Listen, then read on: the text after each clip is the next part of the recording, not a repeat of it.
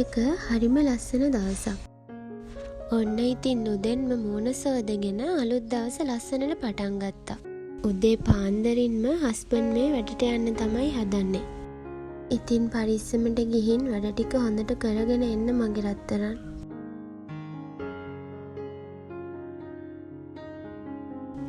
ගෙදර ඉතිරි වැඩ ටිකත් ඉවර කරලා මම මුලින්ම කරන දේ තමයි මගේ යාළුවන්ට කෑම දෙන එක. ඉතින් ගොරොල්ලන්ට කෑම දෙන එක නම් මම පොඩි දවස්වල ඉඳන්ම කරපු දෙයක්. පොඩි දවස්වල දහම් පාසලේ පොතක තිබුණු පින්තූරයක් දැකලා තමයි මට මේ දේ කරන්න හිතුනේ පුංචි කාලේ ඉඳන්ම. ඉතින් මේ දේට අපේ තාත්තගෙන් ලොකු සහයෝගයක් තිබුණා. මම දාපු කෑම කන්න ලේන්නු කුරුල්ලෝ එහෙම ගොඩක් එනවා. ඉතින් ඒ දිහා බලන් ඉන්න මම පුදුම තරම් ආසයි. මේ බලන්නකෝ මෙන්න මෙයා හරි උජාරුවෙන් මෙතෙන්ට වෙලා ඉන්නේ කෑම කන්න එන කුරුල්ල ලේන්නොන්ට කුරුමානන් අල්ලන්න. අන්න ඉතින් මේ ඉන්නේ මගේ අනිත් අංගයෝ ටික. දැන් ඉතින් මම හදන්නේ මගේ යාළුවන්ට කෑම හැම දීලා මගේ උදේ කෑම එක කන්න. අද උදේට හදාගත්තේ ගෝවා මැල්ලුමකොයි බම්බටු තෙල් දාලයි තක්කාලි සලාදෙකුයි. ඉතින් කෑම කාලේ ඉවර වෙලා මට තියෙනවා පොඩි වැඩක් කරන්න.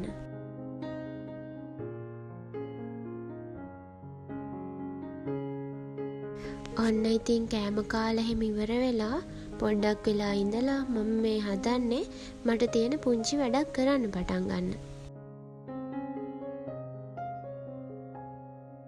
ඉතින් මේක දවස් ගානක ඉඳන් මම කරන්නම් කියලා හිතාගෙනම හිටපු වැඩක්. අපේ අම්මගේ ඇඳුම් කීපයක් තියෙනවා ඒව ටිකක් අම්මට ලොකුයි වගේ කීවා. ඉතින් මේ ඇඳුම් වල දෙපැත්ත අල්ලලා දෙන්න තමයි මම මේ මැෂින් එක හදාගත්තේ. ඔන්න ඉතින් අම්මගේ ඇඳුම් වල තිබුණු වැඩ ටිකත් මම ඉවර කරා. ඉතින් ඔන්න අද දවල් කෑම එක හදන්නේ අපේ අම්මා. අපේ අම්මා මේ හදන්නේ දරලිපේ රසම රස මාළු හොදි එකක්. මාළු හොදි එක හැදෙන අතරේ මම ඔයාලට පොඩි බඩුවක් පෙන්වන්නද? එන්නකෝ ඉතින් මේ මොකද්ද කියලා බලන්න. ඉතින් ඔන්න අපේ ගෙදරට ලොකුම ලොකු තෑගි පාර්සලයක් ඇවිත් තිබුණා. ඉතින් මගේ ලොකු මල්ලි තමයි මේ තෑගි පාර්සලේ අපේ ගෙදරට එව්වේ. මගේ මල්ලි ඉන්නේ කොරියාවේ. මේ වීඩියෝ ක්ලිප් ටික නම් ගත්තේ දවස් කීපයකටම කලින්. දවස් කියන්නේ මාසයකට විතර උඩදී. මොකද මේ බඩු ටික ආවේ දැන්ට මාසයකට විතර කලින්. දැන්ට මාසයකට විතර කලින් මමයි මගේ හස්බන්ඩ්යි හිටියේ රෙන්ට් හවුස් එක.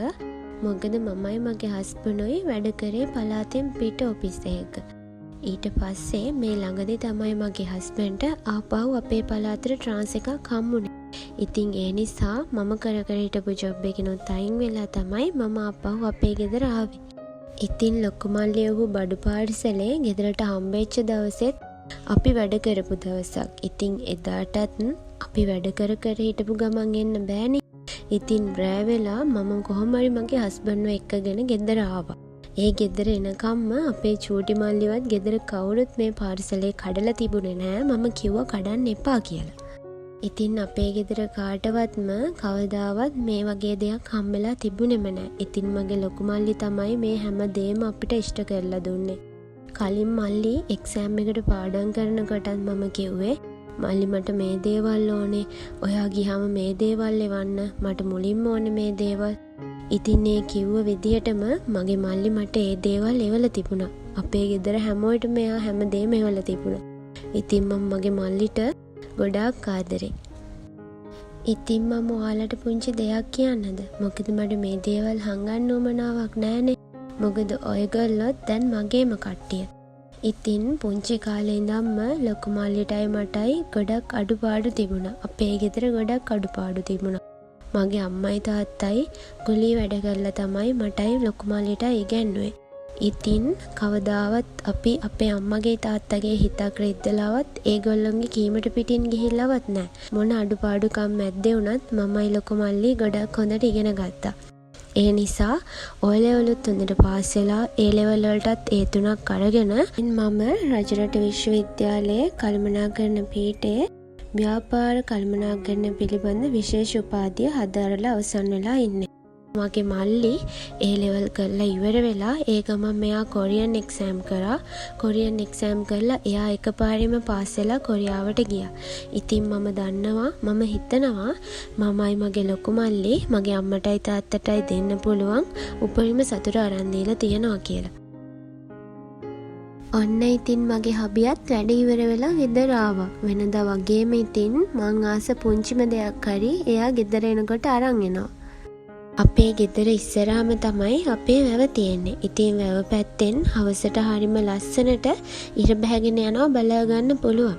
ඉතින් බලන්නකෝ ඒක කොච්චර ලස්සනද කියලා. එන්නකෝ ඉතින් ඉර බැහැගෙන යන දිහත් බලාගෙන පුංචි ලස්සන වැඩක් කරන්න. අපේ කිරියම්මගේ සිංහල බෙහෙත් වගේකට අමු කහ වගේක් ඕනි කිව්වා. ඉතින් දැන් මාස කිහිපයකට කලින් මම හදපු අමු කහවල ඒ ගස් ටික මැරිලා වගේ තිබුණා. ඉතින් මට හිතුණා ඒ වගේ අල දැන් හැදිලා ඇති කියලා. එන්නකෝ බලන්න ඒ වගේ අල තියනවද කියලා. මම මගේ YouTube channel එක පටන් අරගෙන දාපු දෙවෙනි වීඩියෝ එකේදී තමයි මෙන්න මේ කහ පැල ටික හිටවගත්තේ. ඉතින් ඇත්තටම මට ගොඩක් සතුටුයි මේ මම හදපු පැල ජාතිනේ කියලා දැනෙනකොට. ඉතින් ආපහු දවසක අපි එකතු වෙලා ආයෙම මේ වගේ පැල ජාති ටිකක් හිටවගමුකෝ.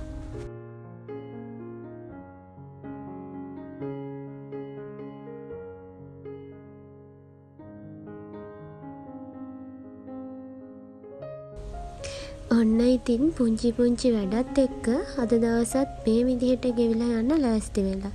ඉතින් මම මේ හදන්නේ මල් පූජා කරන්න මල් ටිකක් කඩා ගන්න. අපේ අම්මා ඉතින් ඔන්න රෑ කෑම එක නම් හදන්න පටන් අරගෙන. ඉතින් මට හිතුණා රෑ කෑම එකට කතුරු කොළ සලාදයක් හදාගත්තා නම් හොඳයි කියලා. අපේ ගෙදර නම් කතුරු කොළ ලොකු ගහක් තිබුණා.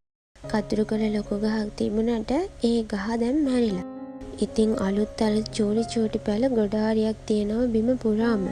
ඉතින් මේ ගහ තමයි දැනට තියෙන ලොකු ගහ. ඉතින් මම එයාගෙන් චූටි කොළ ටිකක් කඩාගත්තා. කෑම වලට දාන්න ඕනි කරන රම්පේ කොළ ටිකකුත් ඒ ගමම මම කඩාගත්තා. ඉතින් ඔන්න මේ විදිහට තමයි අද මගේ දවස ගත වුනේ.